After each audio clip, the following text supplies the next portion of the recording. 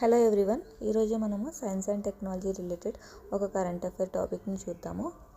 That ఆ టాపిక్లో ఉన్న మనకు ఒక కాన్సెప్ట్ని కూడా చూద్దాం. Very very important, car T cells therapy. Okay, ఇలాంటి న్యూ ఇన్నోవేటివ్ టెక్నాలజీస్ కానీ హెల్త్ రిలేటెడ్వి కానీ యూపీఎస్సీ అడిగే ఛాన్స్ ఎక్కువ ఉంటుందన్నమాట. ఇంతకుముందు కూడా మనకి CRISPR-9 టెక్నాలజీ గురించి 2-3 టైమ్స్ క్వశ్చన్ వచ్చింది.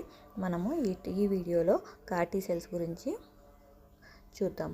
ఓకే, ఈ కార్ టీ సెల్స్ అంటే ఏంటి?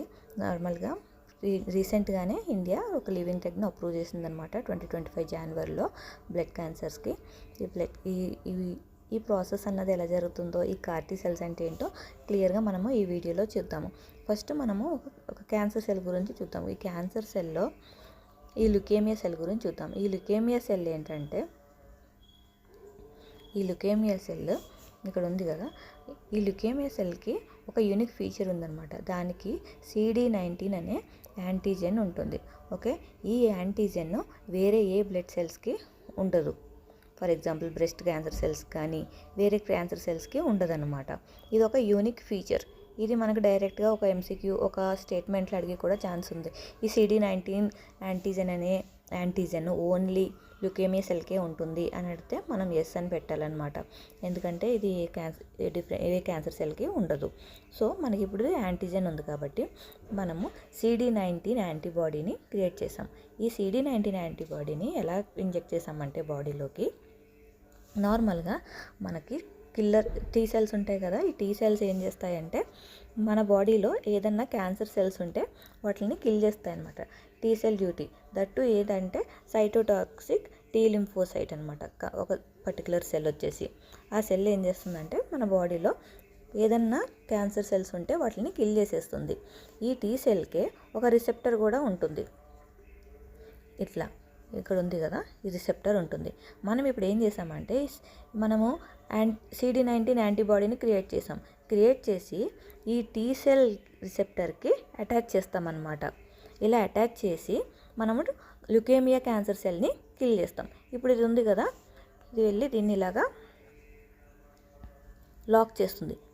యాంటీబాడీల లాక్ సిస్టమ్ ఉంటుంది కదా, అలా లాక్ చేసి ఆ లుకేమియా సెల్ని కిల్ చేస్తుంది అనమాట. ఇలా కిల్ చేస్తుంది. సో ఈ ప్రాసెస్ ఏంటంటే మన టీ సెల్ రిసెప్టర్కి CD19 యాంటీబాడీ అటాచ్ చేయడాన్ని కార్ అంటారు. సో కార్ టీ అంటే ఏంటో మనం ఇప్పుడు చూద్దాము. కార్ అంటే ఏంటో చూద్దాం. ఫస్ట్ కార్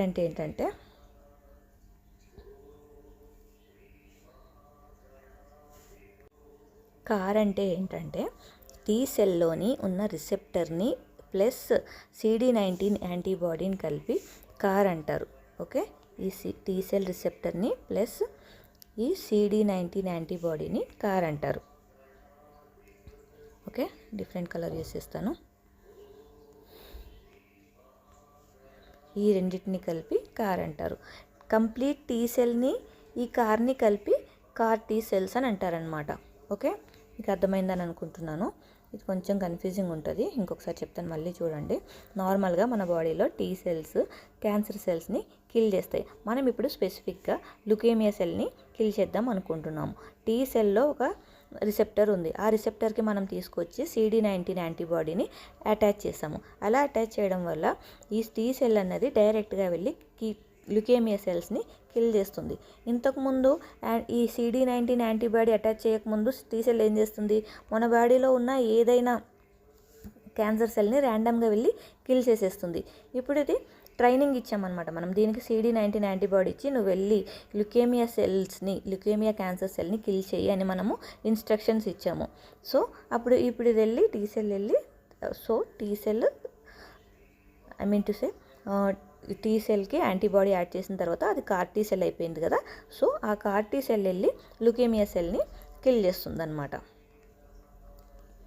ఇది మీకు అర్థమైందని అనుకుంటున్నాను. చూడండి, ఇక్కడ పిక్చర్ ఫామ్ చేశాను. ఫర్ ఎగ్జాంపుల్ ఇది ఇన్ఫెక్టెడ్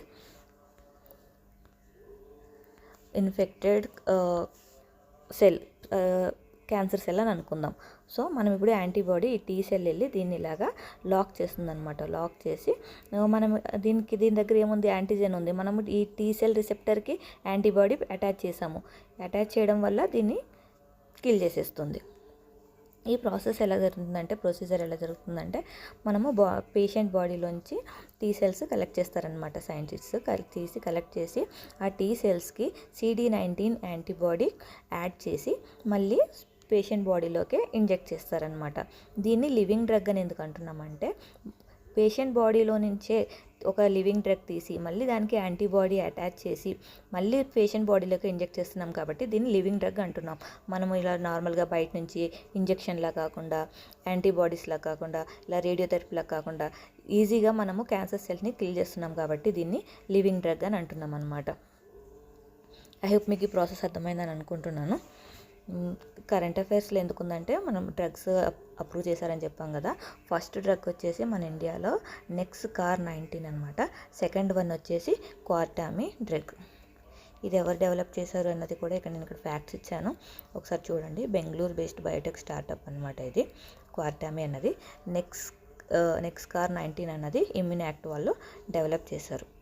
ఐ హోప్ మీకు ఈ టాపిక్ అర్థమైందని అనుకుంటున్నాను. CAR-T సెల్స్ థెరపీ గురించి కానీ దాని టెక్నాలజీ గురించి కానీ మన బాడీలో ఉన్న ఒక టీ సెల్కి దానికి ఉన్న రిసెప్టర్కి యాంటీబాడీ అటాచ్ చేసి మనం ల్యూకేమియాకి ఉన్న యూనిక్ ఫీచర్ ఒకటి ఉంది కాబట్టి దాన్ని డైరెక్ట్గా వెళ్ళి కిల్ చేస్తుంది అనమాట. ఏమైనా డౌట్ ఉంటే మెసేజ్ చేయండి. Thank you.